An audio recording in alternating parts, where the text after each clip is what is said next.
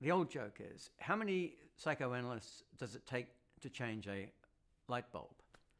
And the answer is one only, but the light bulb must want to change. Now, I've heard that from so many people. And I say, listen, if you're a psychoanalyst and you can't make the light bulb want to change, you should look for some other line of work. You should look for some other line of work, because an important part, a vital part of this job, especially of the teaching that I was doing, was to make the light bulb want to change.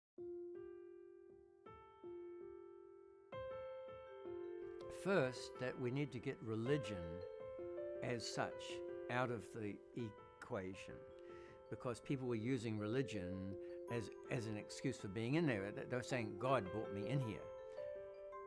Barry was in my class, and he was always saying, Jesus was going to get him out, and Jesus got him in. And in that same class, Kenny Johnson was there, and in the first class he said, I'm an atheist. Anybody got a problem with that? So I got one atheist and I've got one religion.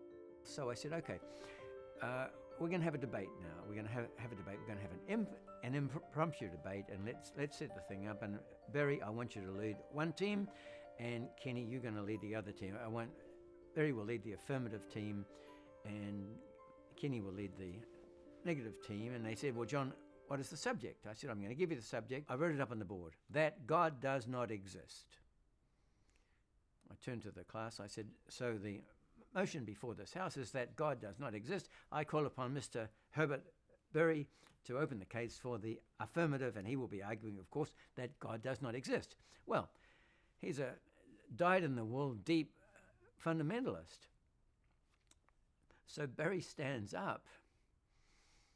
He looks, he stands there for 1 minute. It seemed like a minute.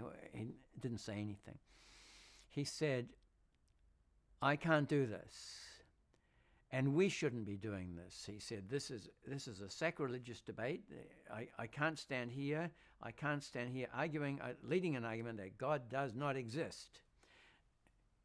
Kenny Johnson said, well, I'm very happy to argue your side of the equation, because, that's what I believe. No, Kenny, we want you to argue that God does exist. I want you to be able to see both points of view. Barry said, I'm not doing it, and we shouldn't be doing it.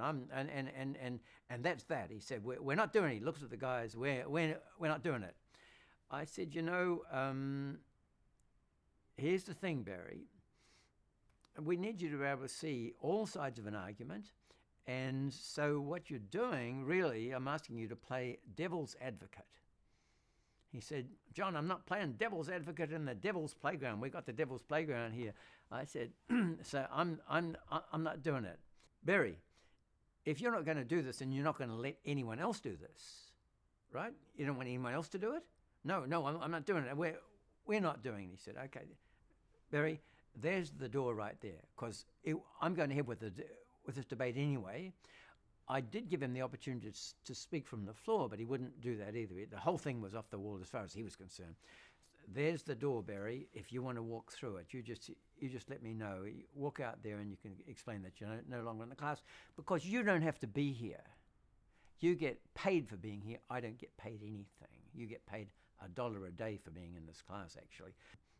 And he huffs and puffs and puts his chest in my direction, and I'm thinking to myself, this is a Golden Gloves contender here. I'm up against, and he's looking at me, and he's angry. But my judgment was that I can still trust this guy.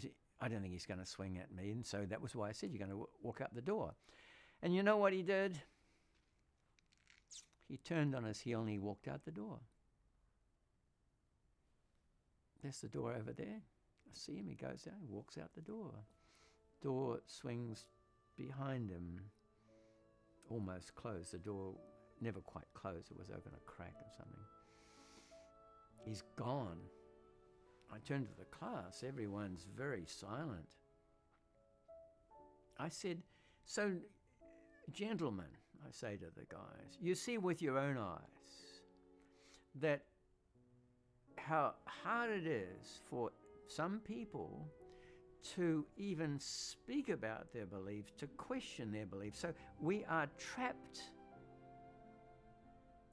all of us, within the cage of our own beliefs. We're trapped within the cage of our beliefs because the very belief that we most cherish and hold is the one we never want to look at.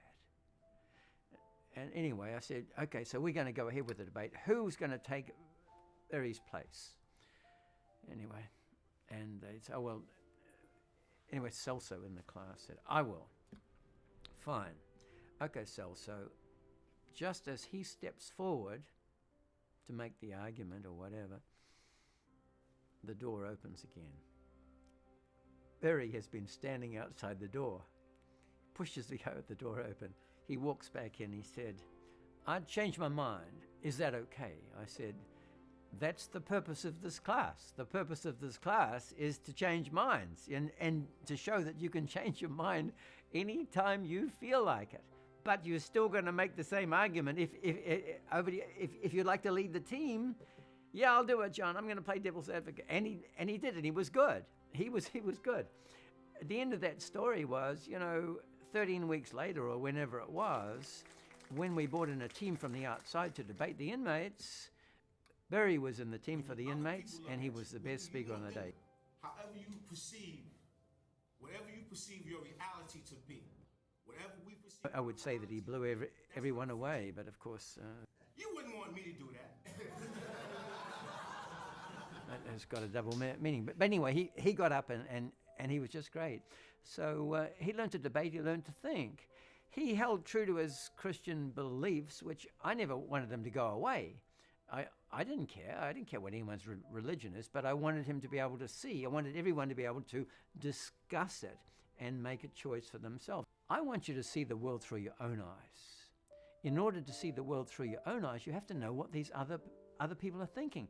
That's where freedom comes from. The freedom to deal with all sorts of ideas and to discover for yourself what you believe for yourself.